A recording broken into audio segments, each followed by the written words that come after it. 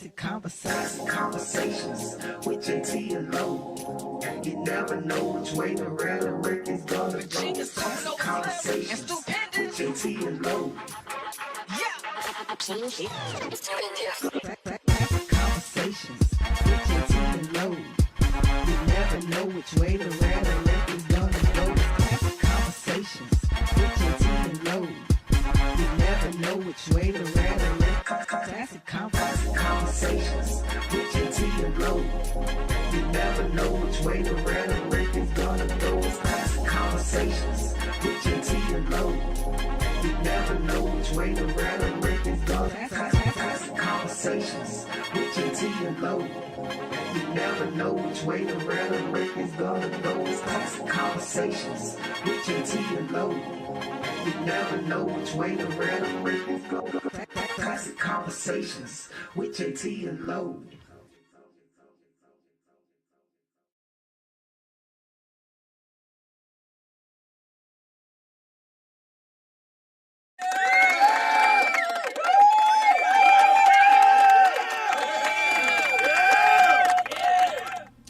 Hey, yo, y'all know what time it is, people. It is 8:30, so it is time for Classic Conversations with JT and Lo.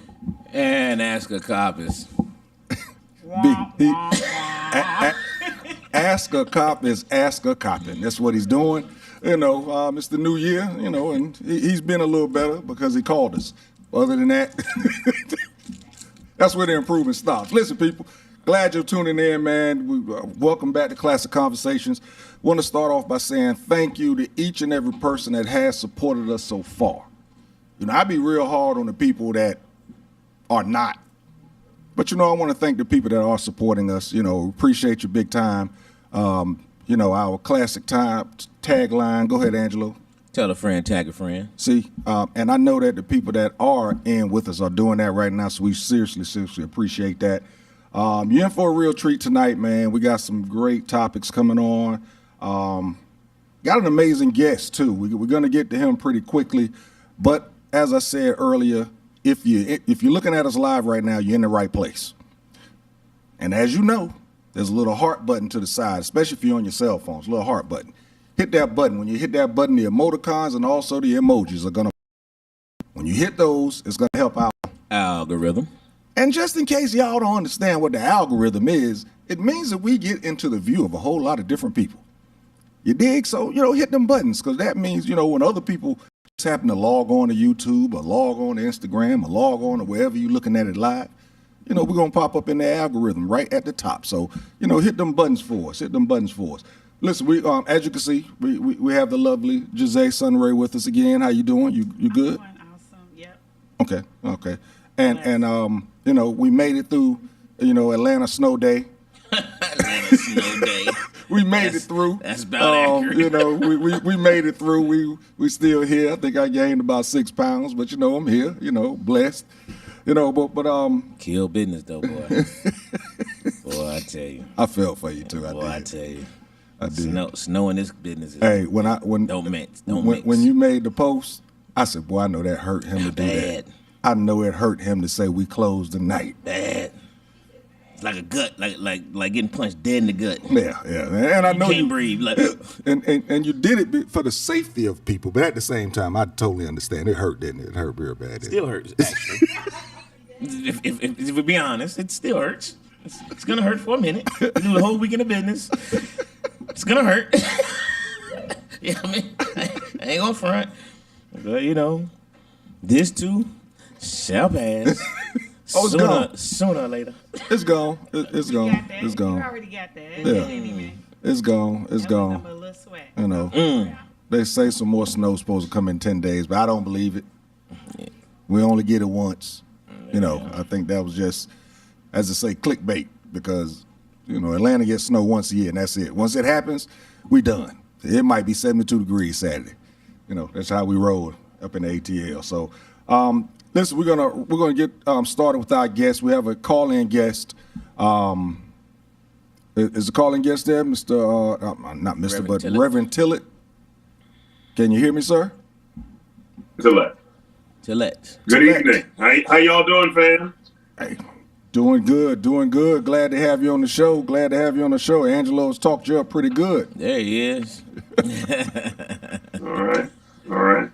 All right, glad to have you here. Glad to have you here. Go ahead now. Thank you. So I have a question. Uh-oh. This snow you were talking about, was this what, a quarter of an inch, a half inch, what? It made it to 4? Tough 4 inches.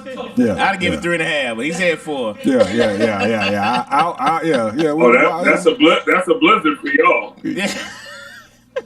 You're right. It shut everything down. I say it shuts everything down. Everything shuts down. Yeah, I think some schools was closed yesterday. And the streets was clear. But yeah. It's the after effects right now. Still got a little snow wherever the sun don't shine, behind a fence, up under certain trees. You still got a little snow that's still there.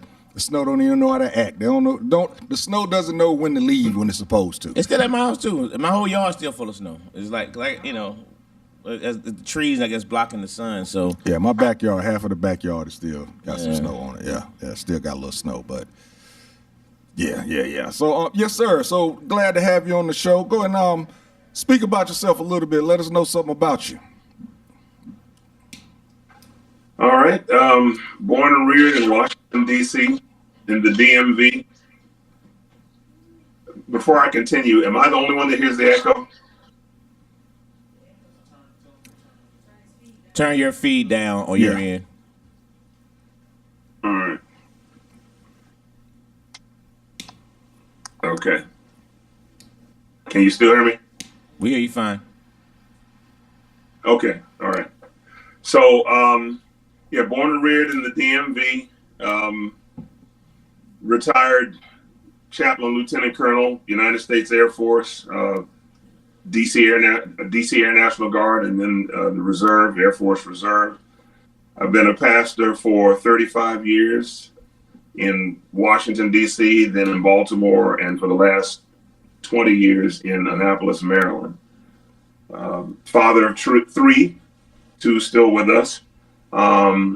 Grandfather of 2, and author of a book, Stop Falling for the Okie Doke, How the Lie of Race Continues to Undermine Our Country.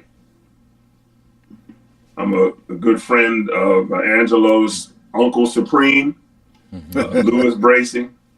And so he's the one that connected me with you all so we could chop it up a little bit. So let me start this off by asking you one serious question based on that last part you just stated. Can you tell me in your own words how a pastor is still good friends with my uncle? Hey, I knew where he was going. That's why I started laughing. Shade of it all. Tell me how that works.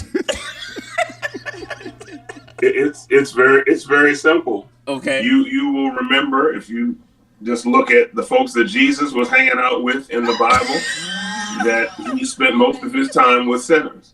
I was gonna say the same thing. Okay. All right, because Unc is Unc. But he's a good man, you know that. Say no more. Unc is Unc, man. So yeah, that's dope. But listen, I know what you came to speak with us about. You actually being a pastor in that area, in the DMV. I'm sure that you've come in contact with a lot of young people that you've had to, mentor and help out a little bit. How was that? I don't know. I just know that, that area because we see so much, we hear so much about the DMV area and what's happening to the youth and everything. How are you able to mentor some of the youth that you come in contact with? A lot of individual conversations, a fair amount of testimony to let them know that a lot of the things they're going through, we've been through as well. I think one of the challenges that young folks have with adults is that we don't keep it 100. So we're busy telling them what they should or shouldn't do, but we don't come real with, oh, and by the way, when I was your age, I was doing some similar things. And you don't have to tell the whole thing, but at least enough so that they understand that you've worn those shoes. And so when you are giving them some advice based on the wisdom of experience, experience meaning that a lot of times we got things wrong for a while and then we eventually got it right, so that helps us to reach them. And then just being consistent, that you're accessible. You know, they got my cell phone, they can call. If we need to go sit down and break some bread and talk, we can do that. And just let them know that we have an interest in their lives and in their future. One of my favorite scriptures is Jeremiah 29:11. I know the plans I have for you, declares the Lord, plans to prosper you and not to harm you, plans to give you hope in a future. And so when you're ministering to young people, you let them know you're not an accident. Your parents, grandparents might have told you were an accident. You're not an accident. My wife is an OBGYN, and we've come to understand that only 1 in 5 conceptions results in a live birth. So if you're here, God intended for you to be here. He knows you'll be here. Whatever the circumstances with your parents, that doesn't have anything to do with your being here.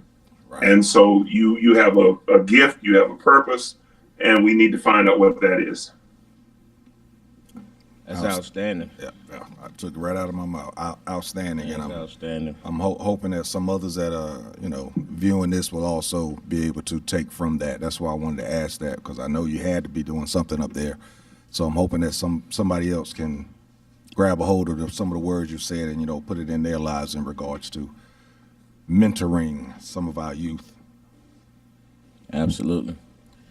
So, good Reverend Dr. Sir, you got a book out there. Kind of tell us the history of the book, what led you to writing it, and pretty much what you want to discuss in terms of what that book means to you and what you want it to mean to people. So I wrote the book basically because I was frustrated. The way my mind worked, things need to make sense to me. And so when we have all of the discussion about race, so-called race, that people believe it. And so they think that we are these vastly different iterations of humanity, and that's just not true. As I tell people all the time, when they use the word race, I say, I'm a Trekkie. So I say, do we have any Romulans in the room? Any Klingons? Any Ferengi? Because if not, then everybody in here is human, a human being. We are all members of the human race. And then whatever iterations of the human race, of our humanity, is ethnicity. It is not race. Geneticists tell us that we are 99.9% plus the same. So we get stuck on stupid with less than 0.1%, rather than focusing on the 99.9%. There is a statement that King T'Challa made in Black Panther that I think really captures this, and I'd just like to share it with you real quick. He's speaking before the United Nations at the end of the movie, and he says, now more than ever, the illusion of division, hold on to that concept, those words, the illusion of division, threaten our very existence. We all know the truth. More connects us than separates us. But in times of crisis, the wise build bridges, while the foolish build barriers. We must find a way to look after one another as if we were one single tribe. And so the illusion of difference allows people to run campaigns, for instance, political campaigns, where they're trying to tell you that Bubba's interests and Jamal's interests are radically different. When, and I'm going to use the term my dad used to use, when Bubba nor Jamal got a pot nor window, okay? But they are fed this lie, so they think there's something vastly different between us, and so we don't have common interests, when in fact they have a great deal of common interests, largely financial and economic, sometimes cultural, depending upon where they grew up.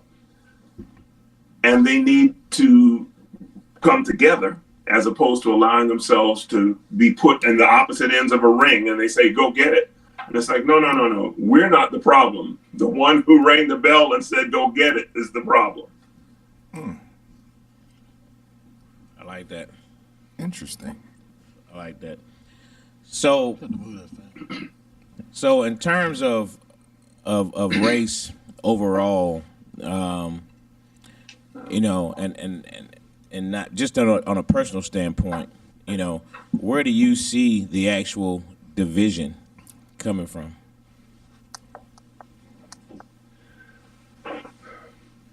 The division is intentional. Okay. In my book, I quote from Dr. King when he was speaking in Montgomery at the end of the Selma to Montgomery March. And he talks about how there was a point in the latter portion of the 19th century where working class folk, poor folk, brown people, white people, etc., got together, were forming unions, working together to try and hold what they called the Bourbon interests, but the wealthy accountable.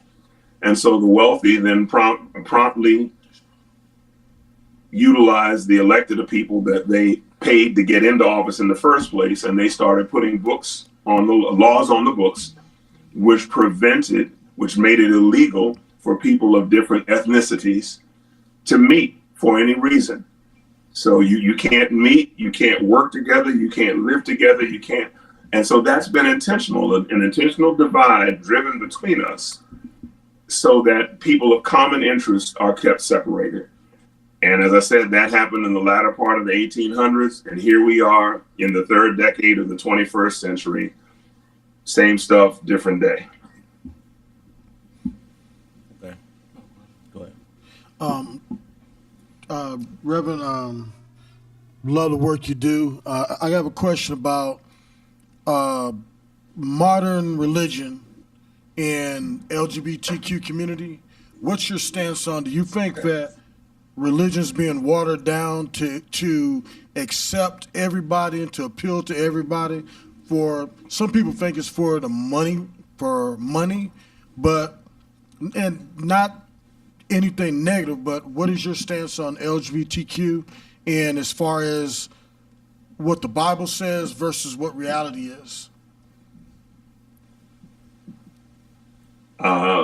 First, the Bible is reality most of the time. Yeah. Every now and then there's something that's a fable or something like that to make a point. But when you read through the Bible, you will see all manner of things going on between people. And so, for instance, when you always hear, oh, the God of Abraham and Isaac and Jacob, Abraham was a liar. Isaac was a liar. Jacob stole his brother's birthright. I mean, these were characters. They were human beings that had issues. So when you ask me about the LGBTQ community, I would just say that they're human beings like everybody else. They need to be loved. They are loved by God. Yes. They need to be respected. We should not encourage or support a prejudice against them, because that's not true. That's not fair. So we're talking about human rights here. Because at the end of the day, who you choose to love is not my business. Okay. Now, and so proclaiming that is not about money. It's just truth. It is what it is. But what I would say is, for those who consider LGBTQ relationships or behavior to be sinful, I would say, y'all do know they're not the first sinners that ever set foot in church, right? Let's start with you. Let's start with me, the pastor. The church Touché. is a place for sick souls, a hospital for sinners who need to get better, trying to get better. And so they belong in church and they should be treated with respect. Mm-hmm. And I don't have to agree with everything you do, but I guarantee you, if you spend any time in the church and somewhere along the line you walk past somebody, and when you walk by them, you got a contact because they've been puff past somewhere, or you smell some liquor on their breath, or sometimes people I love them, but we can't trust them on the finance ministry because their fingers are a little sticky. Human beings are in the church. They got their issues, they got their stuff, but everyone should feel welcome in the house of God. That's the best response I've ever heard on that. I appreciate that. I love that response. And let me ask you all a question. And raise your hand if the question pertains to you. How many of you have somebody in the LGBTQ community in your own family?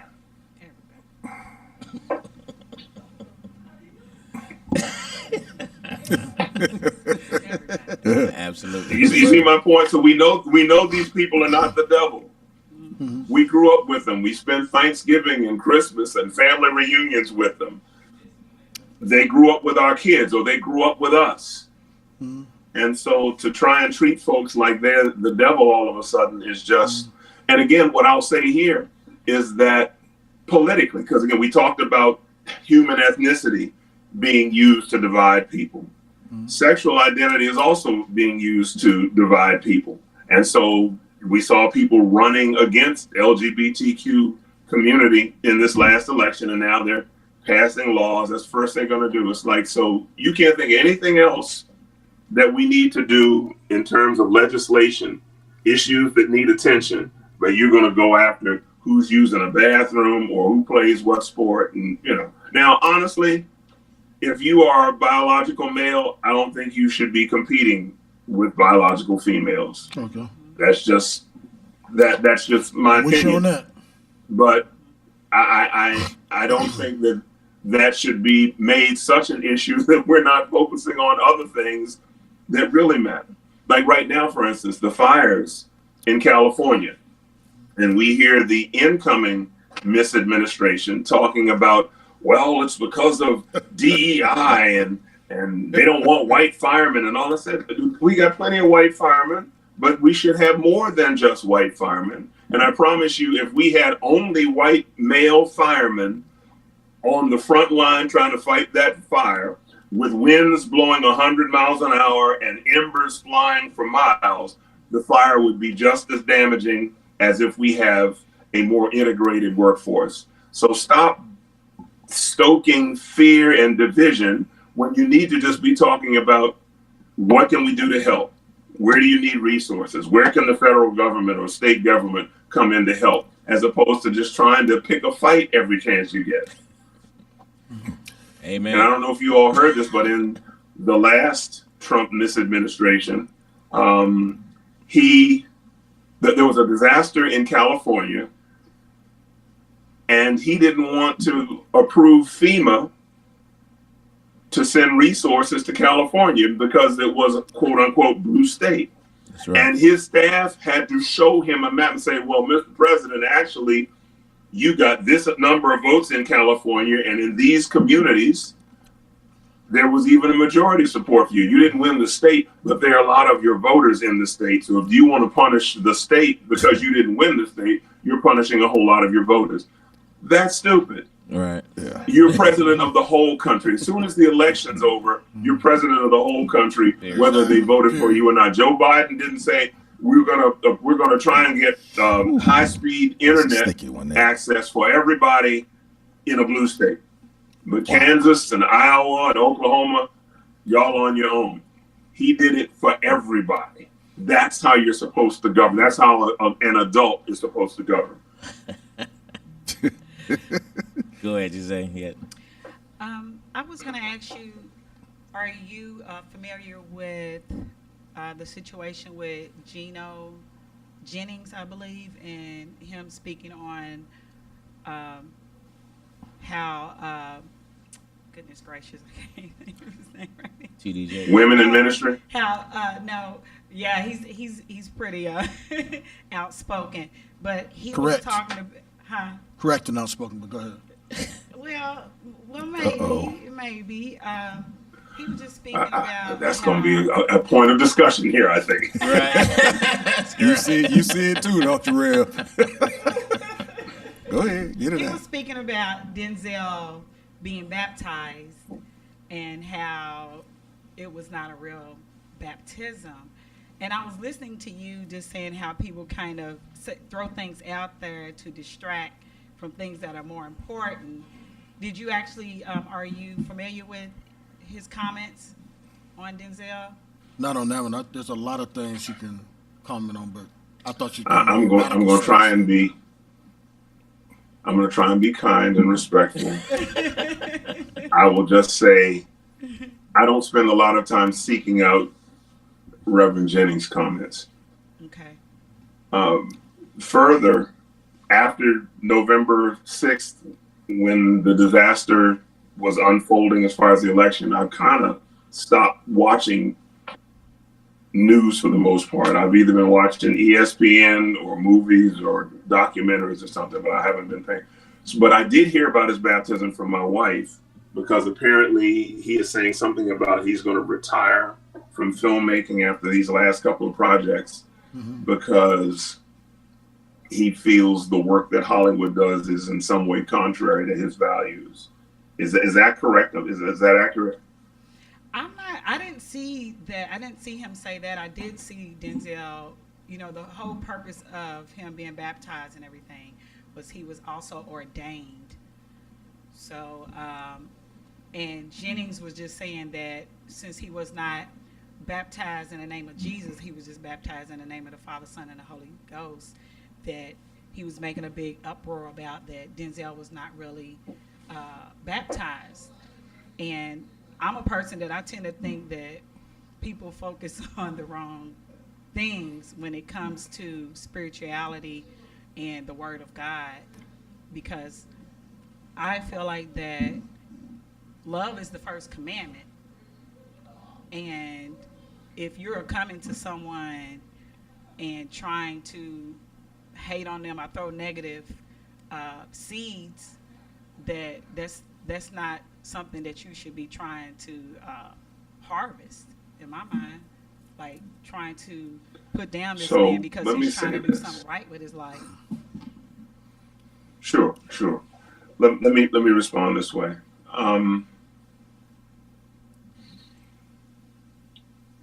If you are baptized in the name of the Father and the Son and the Holy Spirit, who's the Son? I said the same thing. I said the same thing. So people try to nitpick, and again, we should be trying to welcome people in, not keep them out. That's right. If he doesn't want Denzel to speak at his church, that's fine. I'm sure there are a number of churches that will welcome him. That's right. But in the same way, the gift of speaking in tongues is a spiritual gift called speaking in tongues. And there are some people that will insist that unless you can speak in tongues, you have that spiritual gift, you're not saved. But that's not what the Bible says. Mm-hmm. The Bible says, and it was in Ephesians chapter 1, if you hear the word and believe the word, you receive the Holy Spirit. That's what it says. And no one has all of the spiritual gifts. And I think if it were that important that everyone needed to be able to speak in tongues, the Bible would say so. And if they want to use the day of Pentecost as an example, well, see, everybody spoke in tongues when the Spirit came down. Yes, but they were speaking in known tongues because people from all around the known world were in Jerusalem for the feast. And so you had people from different countries, and they said, how is it that we're hearing these Galileans, these local men, speaking in our own tongue? So they weren't speaking in unknown tongues. They were speaking in known tongues for the purpose of everybody being able to understand. But again, that's something else that is said, that is told to create like an extra step you have to go through in order to be considered a Christian or legit or whatever. And that, again, that's nonsense. People say stuff, they make it up, or they misinterpret what Scripture says and then use it against people. And again, the Scripture should not be used as a weapon to keep people out of the church. Why? Yeah. Totally agree. I would follow up on that. As far as our Reverend Gino, I kind of jumped the gun. I thought she was going to go more into his not allowing or being against certain rap, and also the fact that LGBT community, he doesn't have an issue with that, but he has an issue with it being taught and pushed in schools and mass media. And I was just wondering if what's your stance on everybody, you welcome everybody in, they do what they do, but now it's in cartoons, every TV show, and for a while we had a thing like, okay, we don't want black people, and so now I understand the part of inclusion, but it's to the point now that everything is pushing that, and also with certain genres of rap, it's the hardcore rap, the bitches, hoes, killing, this and that, drugs. Do you think the churches should take a larger stance to push it out and should they figure out a way to push against it, but not to push the people out that listen to it? I think community needs to erect some guardrails and say, we're not going to, this we will buy, this we will listen to, that we won't. And as long as we are buying the bees and hoes music and repeating it and singing the lyrics or whatever, they're going to keep doing it. But I promise you, if the community said, we're not going to support music that degrades women that way, we're not going to support music that glorifies violence in that way, they would change. So that, I don't see that as much as of a church thing as it is a matter of the community, the consumers. And so that's basically house to house. What do you allow to be played in your house? You know that rap, when it started, was a lot more about message. If you listen to I was talking to a young man from my church. He's in his late 30s last week, and I turned him on to the song "Self-Destruction." And he said he'd never heard it before, but you all remember that with all the rappers that came together to say self-destruction, you're headed for self-destruction. That's right. And they had a lot of different people there. And the number of the names are coming right now, but you when we call them out for KRS-One, but you know, a lot of them are Republican. I can give them Rakim. Hey, yeah, Right. Yeah. Right. Cool Mo Africa D, Mumbata. yeah, Kumo, yeah, KRS-One. Queen, all of them, Queen Latifah, they was in it. MC Yeah. Light. And so they were all there giving a message against violence. Because I remember it with Cool Mo D, he said, I never had to run from the Ku Klux Klan, and I shouldn't have to run from a black man. Black man, that's right. They're trying to put out a positive message. So if there's some sort of positive message or cultural history or something like that we're imparting, that's one thing. If we're denigrating women or glorifying violence, they can miss me with that. All right, Rev, I know we're not trying to hold you all night, but I want to ask you this in regards to, he was talking about the live race, how it continues to divide and impact us as a society. What do you feel about us, our society, and I'm speaking about our black community, and the divide that we have within our community? Where just give me your thought on where you think that's coming from. Is it something that we started within our community, or was it something put within our community to keep us divided? That's a long answer. I mean, if we want to go back to enslavement, that as the master helped himself to our great grandmothers and their daughters and diluted the blood, if you will. So we got lighter and lighter, and so now there's some favoritism shown to lighter folk over browner folk.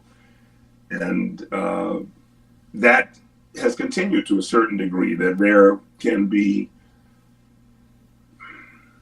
siloing, if you will. People are just not really, that they're having some level of prejudice against other African Americans because somebody's lighter or darker. I just came back from Sierra Leone. I learned through AfricanAncestry.com that my maternal ancestry is the Timine tribe in Sierra Leone. And then the Mabundu and Angola and a couple other branches I've learned about over the years. And so when I'm in Sierra Leone and I see, because whenever I go to the beach, I'm going to the beach to blackenate. I try and get as brown as I can. I'm over there in Sierra Leone and see all of my cousins over there, and most of them are this beautiful shade of dark brown. But if your mind has been poisoned and toxified against the beauty, natural beauty of people, then you'll say, oh, that's ugly, you know. And then another aspect of it is economic. It's class division. So you have people that have been able to get a formal education and then those who have not. And so you're looking down on people who haven't had your opportunities. I'll use my family as an example. When I was born, there was never a doubt or a question that I was going to be going to college. It's just a question of which one. Because my great-grandparents, some of my great-grandparents, all of them had education, and a couple of them had gone to college, and grandparents, and a lot of teachers in the family. But that doesn't, and so I was not the first generation in my family, but the third generation in my family to go to college. But if you have somebody, a young person or somebody our age who's first generation, how are you going to look down on them for that? If anything, you ought to applaud it, because what did they have to press through to get to where you got when they didn't start with your advantages? So we need to, again, that's another area of falling for the okie doke. We need to stop denigrating each other, disrespecting each other, and just try to affirm and lift people up. And then I'm sure we all heard, you know, grandma, big mama, nana, whatever we called her. We heard them say, if you don't have something nice to say, don't say anything at all. So if you don't have anything affirming or positive to say, just zip it. We don't need to hear it. So real quick, before we go to this first break, do you, just in a quick 60 seconds, is that a part of the family unit, and is that family unit broken? Family units are broken a lot. And brothers, a lot of it is our fault. We will drop seed and keep it moving. And so then you have these children growing up in homes where hopefully there's a male presence somewhere, whether it's a grandfather or an uncle or something like that. But we have dropped seed and then rolled out. So that causes challenges for the family. And that's not saying that mothers don't do the best they can and do an exceptional job in many cases. But that's saying is that it didn't need to be as hard as it was, because men who made the baby needed to hang around to rear the baby. So that is an area in our community that we really need to, again, positive peer pressure, hold ourselves accountable, hold each other accountable in matters like that. That was powerful right there. So listen, we're gonna take this break, Rev. We're gonna, connect with you back on the other side of the break. I know there's a couple other things you want to touch on. Man, that was powerful right there. That was good. Yeah, that was good. I like good. that. Yeah, that peer pressure, that positive peer pressure that we need to start putting out there on some of these folks, some of these younger folks, older folks too, to be honest with you, because I know some 40 and 50-year-olds is having babies out of wedlock right now. So with that, real quick, Colonel Davis, the full Burke Colonel Davis, just responded. Say he just promoted his former brigade surgeon to lieutenant colonel. She is from Sierra Leone and runs the clinic there full time to help midwives and also prevent AIDS. That's dope. So now go ahead. Okay, so we're gonna take a break, people. Give us 2-3 minutes. We'll be right back. Classic Konversations. 2 minutes, we'll be right back with you. Classic Konversations with JT and Lo. And that's a cop. He's here. We'll be right back. He was outside. Just quick. Hey, we're gonna have to move that.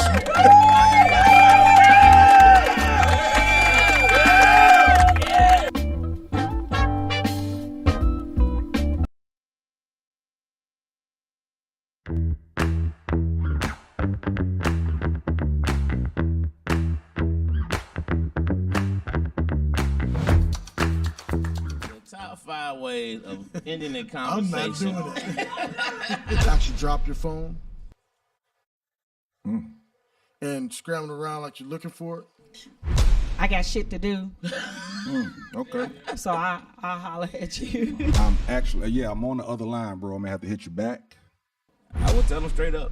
This call has extended my talking time. Oh, bro. But there's one, like, guys, if somebody starts talking to you and you know it's getting ready to lead to asking for money, you say, hold on, let's pray. Let me pray for you. And you start praying for them, for their situation to get better. And then you I say, rebuke you. That's good. That's good. oh, my car, I got to figure out how I'm going to, let me pray.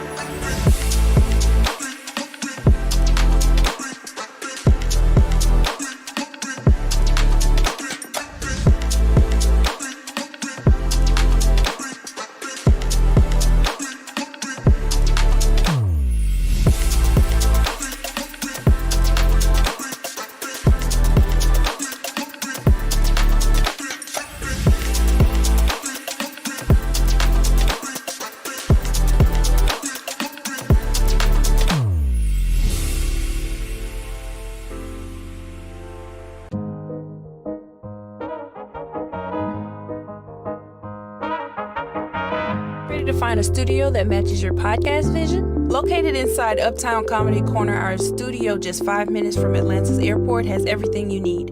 From high-quality equipment to multi-camera setups for live streaming, we've got it all. With 15 plus years of experience, our team ensures smooth sessions with editing and post-production services at an additional cost. Plus, our competitive pricing make it easy for creators of all levels. Contact us at 404-500-1605.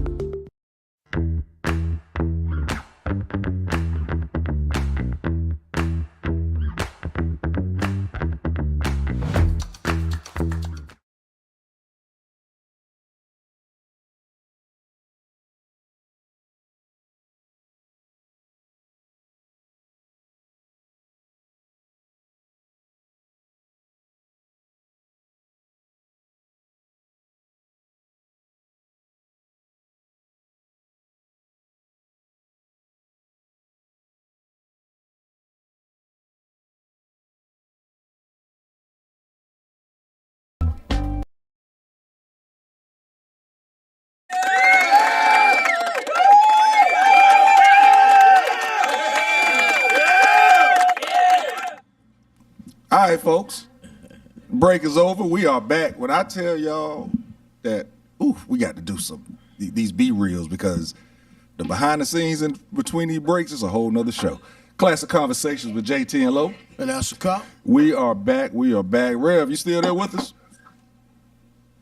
I'm right here. All right, my man. You want to go over the comments real quick, Angelo, and then we can get into the Rev? No, they was pretty much general. See, my aunt said we all do, and plus they always have been in operation, all in the Bible, so we need to stop acting it like it just started. I hate this being a political issue all the time. You can forget any holiness or God from a demon who said he had never asked God for forgiveness, but he has never done anything wrong. My mom said Jennings is wrong. Millennial, I don't know what to say about millennial. What is it? Should have bought a Honda. Isn't speaking tongues. So Tyler Perry been lying this whole time. Boy. All right, so Reverend Tillay. Should have bought a Honda. Let me just say this Should have bought a before you Honda. Should have bought a answer the Honda. question. Go ahead. Just read the book. It's in the book. So when people tell you something, you need to tell them, show me where it says that. I want chapter and verse of what you are saying the Bible says. And many times they won't be able to show you because it ain't in there, or it's their opinion or personal interpretation of a text. And that's different from what the text says. 100%. I learned that from my grandfather because he used to tell you, that's in the book, Reverend. If it wasn't in the book, Joseph Brace would let you know. That ain't in the book, real. So, So I agree. So number one fan brought up something a minute ago about such a person. So tell us how you see this new political climate we're about to embark upon. How do you see it? I'm sure you were you surprised at the results, and how do you see these next 4 years? I'll answer the last question first. Babylon is falling. My wife said something to me the day after the election, because I was surprised. I just figured there's no way. Understand this, brothers and sisters. There were over 140 presidential historians who ranked all of the presidents throughout U.S. history. And Donald J. Trump was listed as the worst. Okay? And if you're a worse president than the guy who died a month after he got on the job, okay, William Henry Harrison gave a 90-minute inauguration speech in a cold rain, and he died 30 days later from pneumonia. Duh. Right. But if you're ranked lower than him, and so we fired him for incompetence, for being absolutely unfit for the position, and then 4 years later, think about it. You fire an employee for not being able to do the job, and then 4 years later, you give him the job back? Who does that? This is America. But my wife said, this is America. If they wouldn't support a white woman for president, are we really surprised that they would not support a woman of color for president? Right. And I'm thinking, given the choices, yeah. So now this is one thing that Brother Bracy talks about all the time, and I agree with him 200%. He talks about how the Democrats lack, and I won't put it the way he would, but I'll get close. The Democrats lack testicular fortitude. And so the Republicans will play dirty and lie and do whatever they have to secure advantage and win. We'll get to that in a minute. And the Democrats, it's like, well, we're the good guys and we're trying to play by the rules. And they need to understand, we don't think any of y'all are good guys. So just handle your business, win the election, and then work for the people, as opposed to filling your cabinet with a bunch of billionaires. I don't know if you heard, but according to calculations, Trump's cabinet, if they're all approved, will have a collective worth of over $750 billion, around $800 billion, $750 billion. Whose interest do you think they're going to be pursuing serving this administration? Wow. But somehow they got Bubba to think that, well, we're more concerned about people coming over the border, and we're going to send 11 million people back over the border. Well, we're going to do that day one. First of all, it's not going to happen. Not going to happen. But if it did, what would that mean? Who's going to pick the food? Who's going to do the landscaping at your house? Who's going to clean your house? Who are going to come in and do some of the trades, whether it's carpentry or other things? Who's going to do those things? Because obviously there are not enough natural-born citizens of the United States that want to do it. These folks come here, want to do it. They're here for a better life for themselves and their families. Do some of them commit crimes? Yes. Do people born in the United States commit crimes? Absolutely. But you can't throw everybody out for the crimes of a few.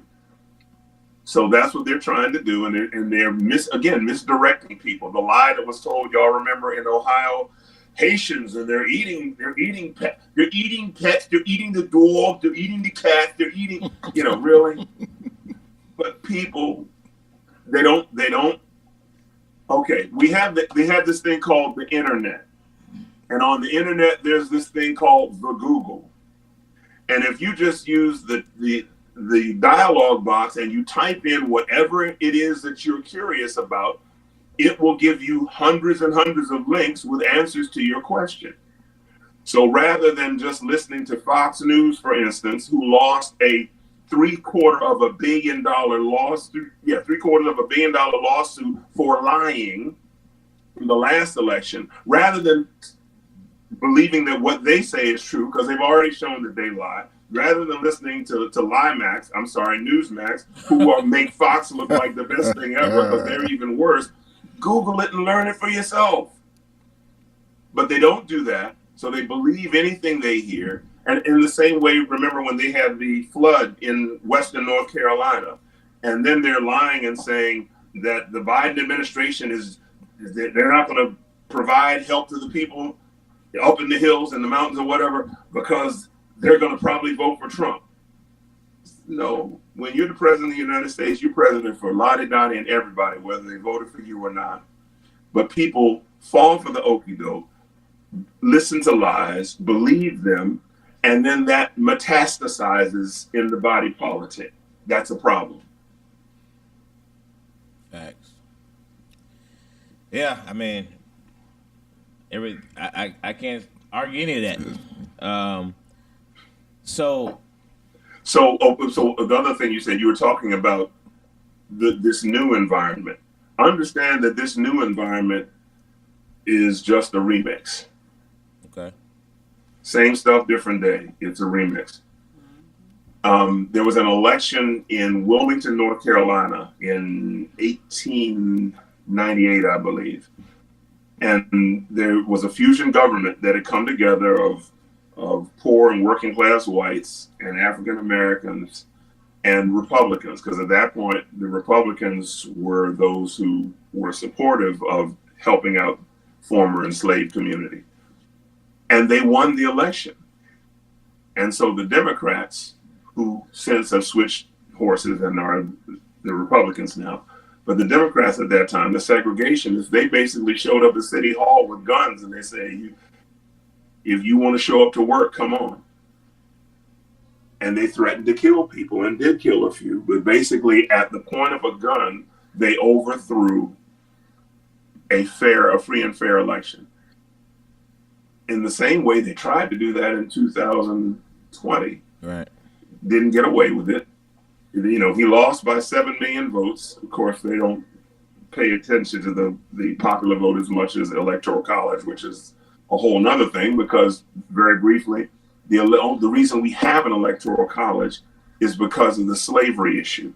And the people in the North didn't want the South to have the advantage of votes counted for our enslaved ancestors, our stolen ancestors, who could not vote. And that's where the whole 3/5 compromise came from. You're 3/5 of a person. For, black men were 3/5 of a person.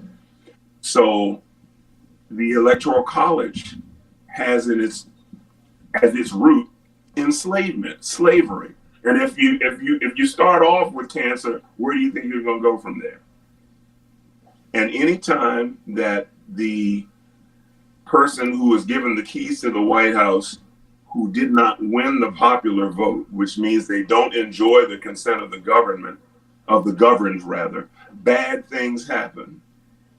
The election of 1876, that led to the end of Reconstruction after 10 whole years. It's like, okay, now you've had 10 years, now you're on your own. And so now all of this pushback against diversity, equity, and inclusion. And we're not trying to say brown people should get all the jobs and white people shouldn't get any of them. All we're saying is some of the historic disadvantages, let's bring things into balance so then it's fair. So they're trying to take it back to a former time, bring Jim Crow era kind of things back to the fore. And that's a problem. And then if you look at who's whispering in his ear, the richest man in the world, right, Elon Musk from South Africa. What did he grow up hearing? What environment was he in? That's right. Apartheid. That's right. What was apartheid based on? Where did they learn how to do it? Jim Crow laws in the U.S. South. I recommend a book for readers or a movie for those who want it quick and fast in a couple of hours. The book is called Cast by Isabel Wilkerson. Absolutely. Outstanding. And then there's a movie called Origin, Yeah. based on the book. And the book points out that Nazism and the establishment of laws to target and isolate and then eventually murder the Jews, they learned it from Jim Crow South. They learned it from racism in the United States. Apartheid, learned it from racism in the United States. And now we have somebody who grew up in South Africa who is now trying to, diametrically opposed to anything that provides balance or fairness, and going to bring apartheid mindset back to the U.S. government. So when you ask about this new incoming government, I'm saying same stuff, different day. They're going back to what they used to do, the way the government used to be. And that's why I'm saying Babylon is falling. When I've been preaching a series at church the last year, preaching through the Bible in about a year and a half, and I'm preaching through a different book each week. And so I was in books of prophecy for about 4 months. And as time would have it, it was time heading into the election. And when you see God's judgment against countries for doing a lot of the things that we are allowing and doing here in the United States, Babylon's gonna fall. It's funny you brought that up, because we actually had a topic about that same book and movie Origin on the show before, and we recommended everybody to check that out because it was so in depth, and it was definitely eye opening. I got one last question I want to ask you based on the Colonel's statement earlier. I just want to get your since you're a military man. The Secretary of Defense, Frank says, is a joke. Hasn't even been a platoon leader, yet somehow he's more qualified than a 4-star general. His red flags alone should disqualify him. Just real briefly, how do you see the military with the Secretary of Defense that his claim to fame is being Squad leader. I mean, not even a platoon leader. I mean, he's a Being a reservist. talking head is Reservist. Yeah. Go ahead. Are we surprised that the least qualified president in U.S. history is surrounding himself with the least qualified cabinet in U.S. history? That sums it up. He is easily threatened. He's an insecure, small man. And so as a result, he's surrounding himself with yes men and yes women and people who will not push back, as happened in his first misadministration, where there were people who were in there saying, well, Mr. President, we can't do that. Why not? It's against the law. We can't do that. It's against policy. This time, the guardrails are gone. And so what's going to happen is that eventually Bubba's going to realize that he fell for the okie doke. I don't know if you all read about this factory in Pennsylvania where they did not get their annual Christmas bonus because the boss said, I need to order more inventory now so that when dude gets in the White House and starts levying tariffs and prices go up, we will at least have some inventory that we paid better prices for. So as a result, people, many of whom were voters of his, did not get their Christmas bonus because of the threat of tariffs, because he doesn't know how tariffs work, but is going to administer them anyway. So, and then if we just think about the federal debt, 20 seconds, it's in the trillions, over $30 trillion, and it keeps going up. And I don't care whether you have a Democrat or Republican in office, it keeps going up. The house of cards. So when you look at the cancer that is affecting us in terms of social interaction and the seeds of division, the illusion of difference, sowing seeds of division in our communities, what's going to prop us up? How are we going to continue to stand?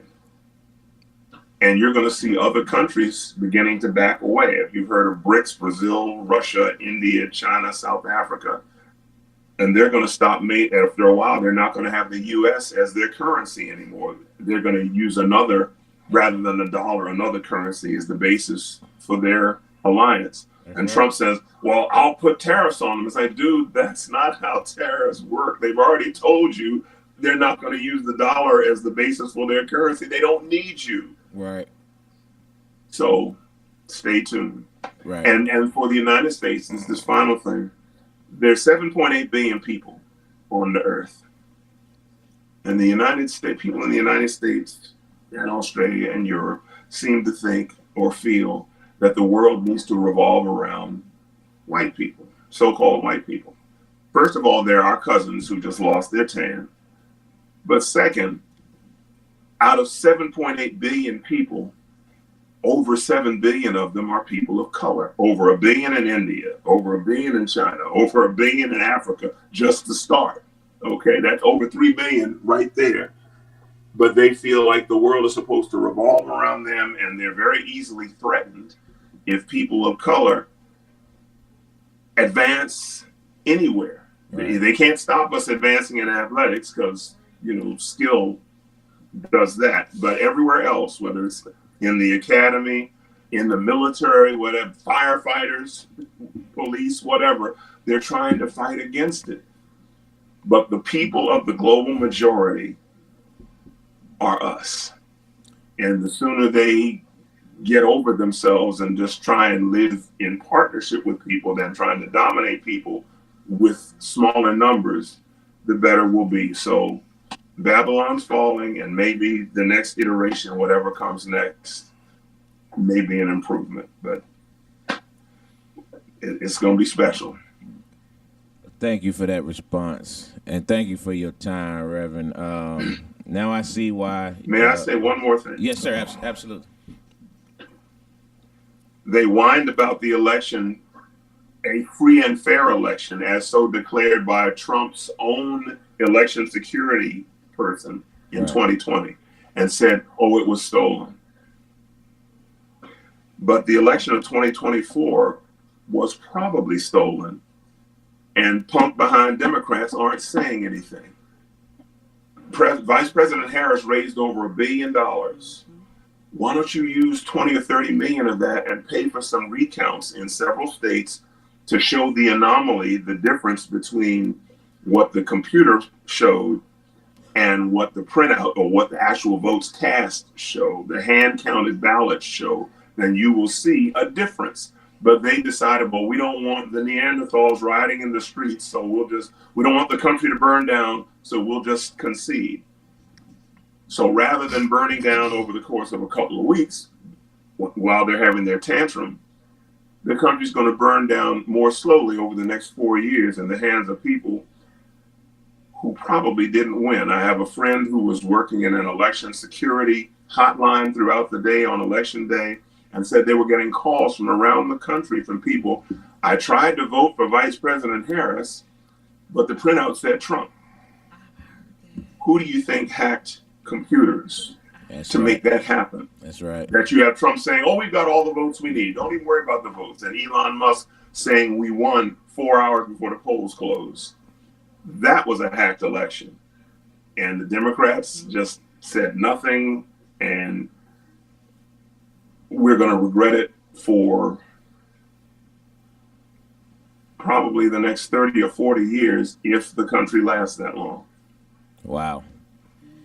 I hate to be Danny Downer, but that's the way I'm seeing it. Because and people, and then the folks that fell for the okie doke, the poor white people, they're going, wait a minute, my eggs didn't go down, my gas didn't go down. Right. Tax breaks went to y'all.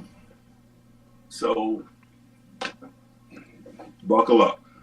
I see it's now. Gonna get interesting. I see now very clearly how Exactly. You're a good friend of the Supreme Uncle. He said he's gonna still come at you, full guns blazing, no matter what. But I can see now how Because I told you earlier today, you don't know how many times that you're in our family group chat of things that you've said. So, you know, for him to respect you the way he does speaks volumes, because I know my uncle. So, but we truly appreciate this time and this breakdown that you gave. I mean, this was about as in depth as we've gotten out on here, and you did it without any of the cuss words that I'm used to hearing. So, Well, if you're talking to your uncle, you know you're gonna get cuss words and that infamous T-shirt he always wears. oh, the infamous T-shirt is known far and wide. Because the black one he wears, sometimes we were at what was it, Juneteenth, and I said, "Here's a T-shirt I think you should buy," and he bought it. And it's the one that says, "I'm not for the weak." I'm like, "Wear that one." Wear that one. I don't think that has the same effect he wants there. This has been awesome. It doesn't have the shock value. I agree, yeah, not the shock value, but I agree 100% what you said. I definitely think the election has a lot of question marks on it, but the Democrats just won't grab the cojones and do anything about it. It's very, very disappointing. But sir, we really appreciate your time. This has been phenomenal. It was everything we thought it would be and more. I appreciate this. We're gonna hit off one more topic on the show. Feel free to listen in. It's some male female thing, I think, right, JT? It is. I'm trying to figure out. But thank you, Reverend, for your time, sir. Yeah, thanks a lot. Appreciate you, I sir. appreciate it. Enjoyed the opportunity. Absolutely, right. Thank you. We really appreciate it. So, the subject matter that we was going to hit into is going to be a lot. It's going to be time consuming. So, we might have to, push that one, push these two to next week, because it's going to be thought provoking. Some, like I said, it's going to be a lot of back and forth. So, I figured we would hit on some of the things that's, before we get into our last break, we would hit on some of the things that's in the media right now. One of our favorite people, Prime Time. He's talking to the Dallas Cowboys and thinking about going over there and coaching for the Cowboys. At least it's a conversation. What y'all think about that? I hate it. I'm going to jump right in. I hate it. I hope it doesn't happen. Prime, stay in Colorado. Wait for the Florida State job, the job you really covet. Don't go to that Devils team. That's almost like what the Reverend just said about the country going to Babylon. That'd be like Babylon for the NFL, man. I don't want to see that nonsense. That'd be disgusting. And as people Don't go to say, that team. because people are such a lover of Prime, will they now have to change I could never cheer for him again. their rhetoric towards the Cowboys? Nope. And I was like, hey, man, he better not do it. Hey, we going at you, bro. I could never cheer for him again. We going at you. Yeah, we going at you if you go there. So I'm hoping that doesn't happen. Of course, they was talking about, coaching his son in the NFL, and everybody was like, that would create so much divide within a locker room. It's probably not a good thing. Which, of course, couldn't get rid of Dak anyway with the money that's owed to him. So, But here's a twist that I thought about with that conversation is, because the chance of him actually getting Shador on the team, unless Dallas does something dramatic to trade up, you wouldn't get Shador. And NFL owners ain't scared of you. You know what I mean? Right. They're going to draft him. They ain't going to do like, they did with Bronny James and pass him over and just wait for you. They're going to draft him. And then, Dion, you have to coach against your son at some point. What you feel about that? Send them blitzes at your son. You know what I mean? So stay where you are. Wait for I Florida didn't even State. think about that. I did. Wow. So, That's a good one. That's a good one. so I definitely don't want him to go there. All right, and I forgot to ask the Reverend if he was a Redskin, a Commanders or a Ravens. Commanders fan. or a Ravens I fan. didn't ask him that. Okay, yeah. So He's The- still there. Oh, what's the going on? Redskins are the team I grew up with. Okay. And I either call them that or just Washington until they come up with a name I like. I don't know where they came up with Commanders, but they need to try again. And then my AFC team is the Ravens. Okay. So I find myself hoping for a Beltway Super Bowl, Wow. but I don't think it's going to happen because I love my team, but I don't see them beating the Lions. Yeah, that'd be put all DMV And, Super Bowl. and be actually, I pushing don't it. know that I want them to have a lower draft position so they can stock up on talent. And Detroit has never been to a Super Bowl, so let them go. Well, not let them go, but I mean, I think they're the best team in the NFC, so I think they should go. Kiki said we don't want to talk football. Yeah, I saw that. All right, well, we're going to transfer over to another sport which is in the news right now, but it's not about the actual sport. LeBron James is supposedly in some type of feud with Drake. And he's being accused of cheating. Supposedly, Drake got white women from Canada for LeBron. According to the rapper, DJ Academics, he says unnamed sources in Canada allege that Drake facilitated encounters with women for LeBron, and the two allegedly participated in two-man engagements where both were involved with the same woman at the same time. He said, end quote, "Yo, LeBron, I talked to enough whores in Canada. I've talked to enough people. Maybe Drake will keep teasing it.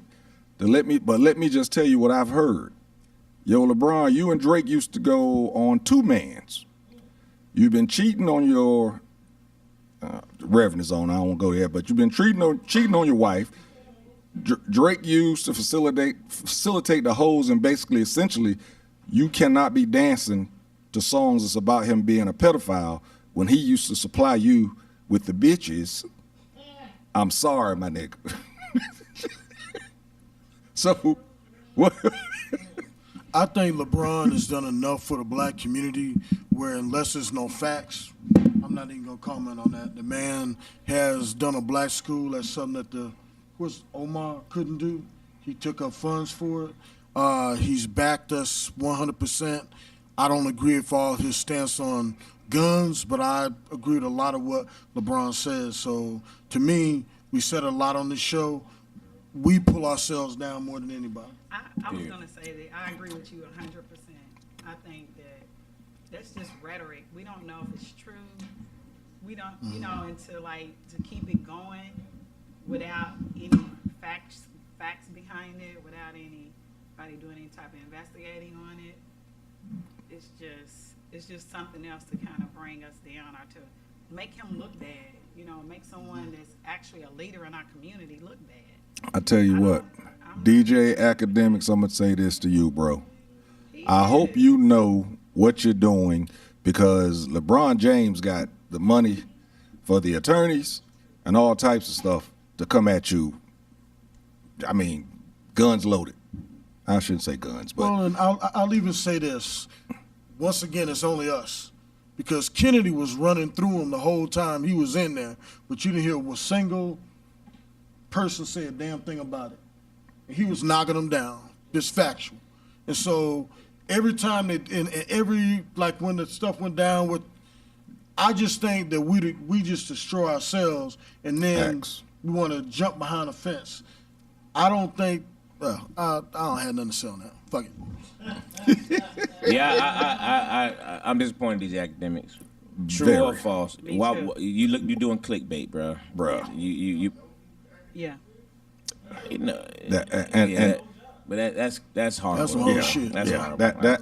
But this is the problem with our people, is that we do this to each other all the time. There's so many other people that you could try to bring down for this jump, but you want to go after LeBron, who's nothing but a positive role model and example. There's a positive role model, black man that stayed with his woman and everything else, and everybody want to talk about him. Kennedy was dicking them all down, and nobody said, not a single white person came out and said anything while that was going on. But see, this is what I say about the ninjas amongst us. They keep on doing this stuff, and everybody wants to live by it, go by it. Like I said, I like the way Gino talk, because he calls him. Well, anyway, I'm just gonna let it go. Gino's full of clickbait too, though. No, it's not clickbait. He speaks facts, and a lot of people want to believe what they want to read in the Bible, but they don't want to read the whole Bible. If you live by it, I'm not even gonna get in that. Fuck it. You don't think that most of the things that's on the internet is negative? What That Gino he's trying says, or to- all that of it? he's just coming with fire, who's just trying Gino? to be negative. Reverend. No, there's not. Oh, okay. Okay. There's. Well, I'm not going down. That's another story. Okay. Top 5. Let's go. I ain't rocking with the Rev either. I mean, he says some stuff. I think he's way. I don't over- agree with all I of think it. he but way. I think he way some over of the the top. stuff I like. Some of Yeah, it I I think he's don't. over the top though. But- and he does it disrespectful. You're doing it disrespect from the pulpit. And come on, bro. You doing the same stuff other people doing, feeding into negativity. And I don't be with all that negativity stuff. All right, well, the next I had to do this, man. Today is the GOAT's birthday. GOAT. Todd Smith, a.k.a. LL Cool J, turned 50. That's February. Turned 57 years old today. So I meant to ask you earlier, bro. You got a LL Cool J song locked and loaded. You ready to My spit? radio, believe me, I like it loud. I'm the man with the box that can rock the crowd. Walking down the street to the hardcore beat while my JVC vibrates the concrete. I'm sorry if you can't understand, but I need a radio inside my hand. Come on, man. What we talking about? LL, man. The GOAT, man. What we talking about? I ain't have that. I meant to ask him earlier. See, that wasn't queued up, people. That was just right there. That was just right there. That's what it was. Hey, I got so one for real. too. Oh, I got okay. one All right. too. Well, go ahead. Go When I'm ahead. alone in my room, sometimes I stare at the wall, and in the back of my mind, I hear my conscience call, telling me I need a man sent from above. For the first time in my life, I see I need love. There was. Yeah, I'll tribute to the GOAT, man. Happy birthday, LL Cool J. Man, come on, man. Happy birthday, The LL Cool J. So let's birthday, make sure we let him know. That's You know, right, Vic. Rock the bells, man. Angelo done met the man. Go on, we gonna clip that up. We got you, LL. We got you on that. Yes, sir. Yes, sir. Yes, sir. Yes, What you sir. got for that top 5, homie? Top 5, man. Top 5. Top 5. Sorry, Kiki, but it's gonna be a football top 5. Oh, no. Although my beloved Steelers are at home, and Oscar Cop over here had a whole Yes, lot they of are. ridiculous comments all weekend long, and I'm sure Todd Vick liked it because he had to throw me some Eagle clips as well. And actually, I'm rooting for. I hope there's an Eagles-Ravens Super Bowl. Honestly, I would love to see 2 black quarterbacks go head to head in the Super Bowl. I think that'd be super That would be dope. nice. But if not the Eagles, the Lions. But I do hope it'd be cool to see the 2 brothers play in the Super Bowl. And Lamar, if you don't win this year, brother, it ain't gonna happen. It's on you, baby. You better get It's this on shit. you this year. Better get it. But this anyway, year. You got a whoop stick. So with this top 5, man, we're gonna go. Give me your top 5 NFL player nicknames. Your top 5 NFL player nicknames. Wow. Yeah, nicknames of your top 5 NFL players. Wait a minute. We're gonna roll into it, boss lady. You want to? All right, we're going right ahead. Dwayne, what you got?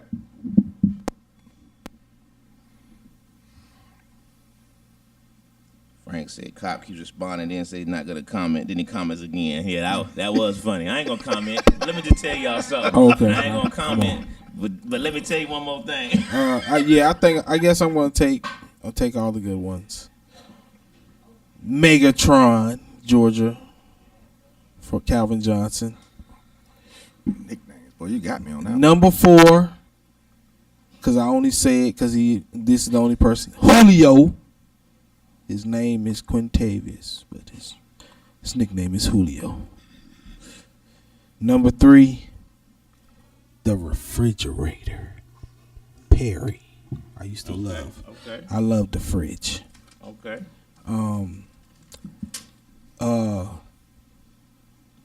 The Michael Vick experience.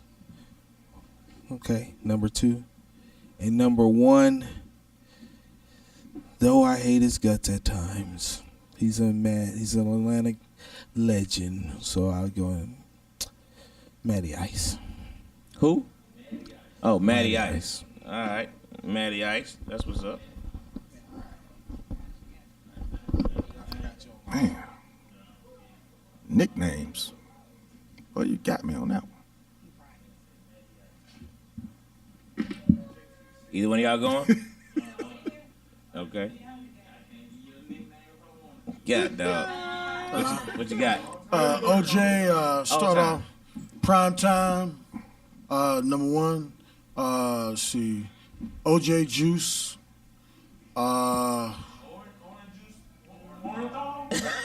Orenthal James. Let's see, the Bus. Bettis. Yeah, I know. I just did that. Take one from me. Let's see, Too Tall Jones. Good. Go. Mean Joe Green. Yeah, that's what I remember from the commercial when I was a kid. Let's see what else.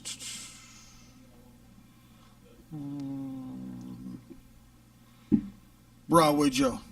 Broadway Joe. Okay. Wow. Go ahead, LJ. Yeah, well. That's all right. All right. You ready? Go ahead, Giselle. Come on. All right. So I don't follow football. So I just did what Minister Tillett suggested. That and I old went fashioned. on the Google. The Google. The Google. The Google. So they have beast mode on her. I thought that was kind of nice. Marshawn Lynch. Marshawn Lynch, yeah. The Playmaker. Mm-hmm. Michael That's a good Irvin. one. Okay. Of course, I already knew Prime Time. That's the only one I knew. The Refrigerator, William Perry, and Sweetness, Walter Payton. Yeah. Greatest back ever. Pound for pound. Can't hard to argue. Go ahead, Period. brother. Now I'm last. JT right before me. Yep. Hey, look. So we got to go Superman. Superman. Okay, I knew you Cam was going there. All Yeah. right. Got to show respect. Respect. Okay. Cool. You go Nigeria Nightmare. Good Christian one. Okoye. Good So, one. good one. Okay. We had the Reverend on, so the Reverend. Reggie White. Reggie White. God, doggone, you got me. Okay. The Sheriff, Sheriff. Peyton Manning, That's right. and then you got to say the GOAT, Tom Brady. That's his Okay. nickname. That's Just good. call him the GOAT. Just call him the Yeah, GOAT. just call him the GOAT. Them Alright. 5 quick ones. All right. Respect. All right. Okay. Well, of course, you got to go prime. Got to go prime time. Refrigerator Perry. The running back that I grew up loving the most, the Italian stallion, Franco Harris. Sorry, Angelo. Had that, bro. Sorry about that, bro. Pac-Man, Adam Jones, Jones. ATL zone. Good Like one. that one, Surprise- like surprise that the one. way to get that one. Go ahead. and then I called him Super Cam instead of Superman, but I know it was Super Cam for Cam Newton. All right. Vic got Sweetness, Steel Curtain, The Bus, Megatron, Beast Mode. Number 1 got Juice, Sweetness, Megatron, All Day Shay, and Bullet Bob Hayes. Okay. Oh, yeah, Bob. Bullet. Dallas Cowboys. Frank got Prime Time. Oh, this one is nice. Eric Sleeping with the Enemy. Yeah, That's good. that's good. Natron Means Business. Mean Joe Green. 7-Eleven always open. Jamal Chase. 7-Eleven, Jamal Chase always open. Gotcha. My Aunt Lena got Beast Mode. Deacon Jones. All right. Rams. That's a good one. Rams. Okay. Sweetness. Mean Joe Green. And Broadway Joe Namath. I'm not going to add that on because that's one of mine. Optimus Prime, Richard Sherman, and Diesel John Riggins. That's a good one. Oh, John Mom Riggins. snuck in one. Revis Island. Okay. Okay. That's a good one. The Bus. Oh, man. AR-15. Oh, wow. Zion that was must a be good helping one. you out with these now. Joe Green. Megatron and Night Train. Oh man, Fred Night Train Lane. She said, "No, Frank." That's funny. Jack Tatum, the assassin.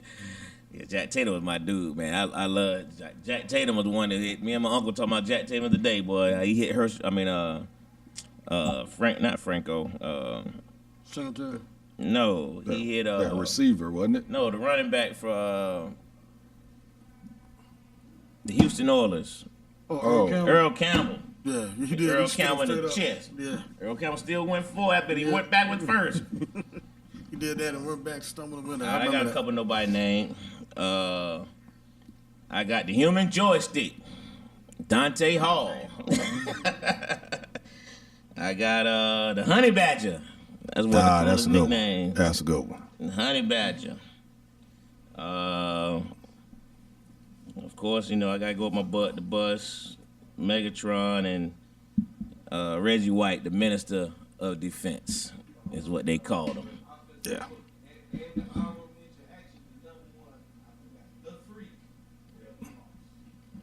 Randy Moss, the freak.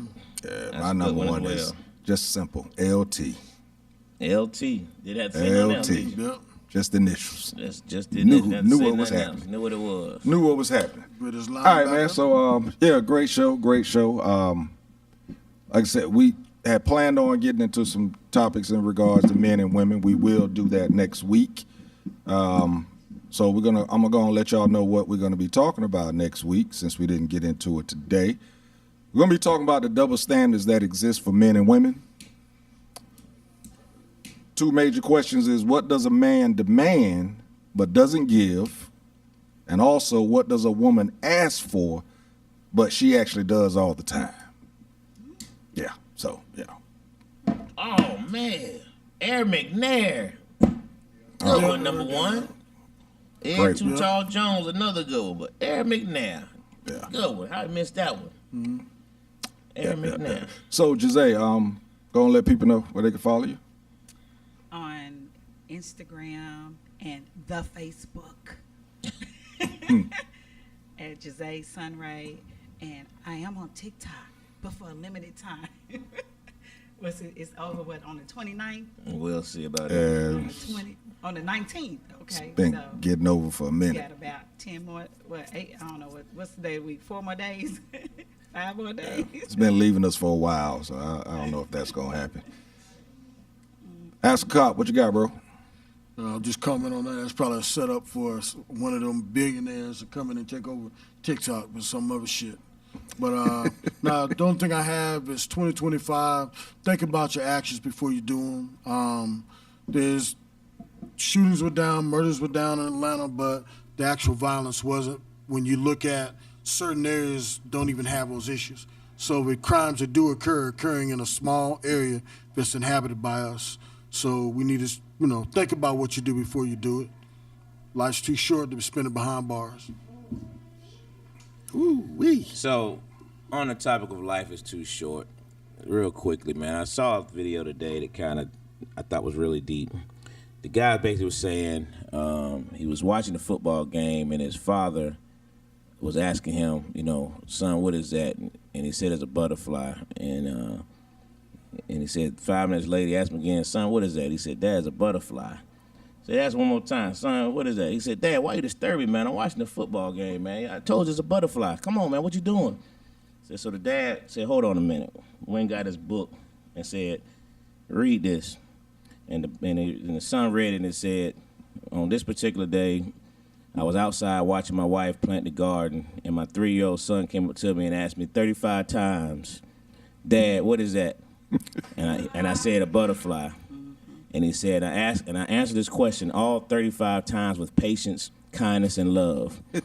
It's a butterfly. And it made the son had to sit back and be like, wow. You know what I mean? And the point of the message was, as your parents, grandparents, whoever is around you getting older, to respect, admire, love on, and enjoy your elders. You know what I mean? Because time is fading. You know what I mean? And think about the things they did for you when you were a child, 100. and how they took care of you and nurtured you and answered all those questions. No matter how much you got on their nerve, they still gave you that same love. And now as they're getting older, reciprocate that and give that back to your parent, grandparent, and elders that's around you. So Once a love on your man, folks, twice man. a child. How about that? All right, for me, man, Shell of a Man stage play. We're coming back. in February. I think I don't want to give a date because I'm mixed up on it, but we are coming back. My character, Jimmy Lee, the alcoholic, has retired. He got better, moved on with his life, but it's basically about 7 men with 7 issues that actually affect their lives moving forward. And what the play does is show you how these issues can actually hurt your relationship, and not only your relationship with your partner, but your relationship relationships in general. I will have the dates and everything next week and the location once we get back in here. I think that's going to do it, man. Ironhead Hayward, another good one. Number 1, good one. Yep. Just throwing them out there. Yeah, she yes. What's she at now? It's About pretty, 8, 9? Pretty cool nicknames. All right, so that's going to do it, man. Again, next week, y'all tune back in. Again, thank you, everybody that's been tuning in. Listen real quick, not to cut y'all, but a lot of y'all are watching tonight, some of y'all for the first time, man. Go ahead and hit that subscribe button right now. Right now. Go ahead and subscribe button for y'all chime out of here. Go ahead and subscribe to our channel, man. Like, share, subscribe. Yep. And don't forget to go on Instagram and also what TikTok. What they need to do, Dwayne? Push the goddamn button. Push the goddamn button. Hit the button. Just hit the button. That's all you gotta do. Just like that. And then after you hit it, there's that little arrow. Use your points to the right. Hit that. Give it to some of your friends. Let them chime on this for some of this good information that we got. So that's gonna do it, man. We'll be back next week. Johnny 8:30. Football and Billy White Shoes Johnson. Billy White Shoes Johnson. Good one. College, but Joe I 747 wore white out. shoes because I of saw him. your comment, Frank. Low get on my nerve after answer his questions anyway. Well, you stupid boy. Go to bed. That's gonna do it for us, man.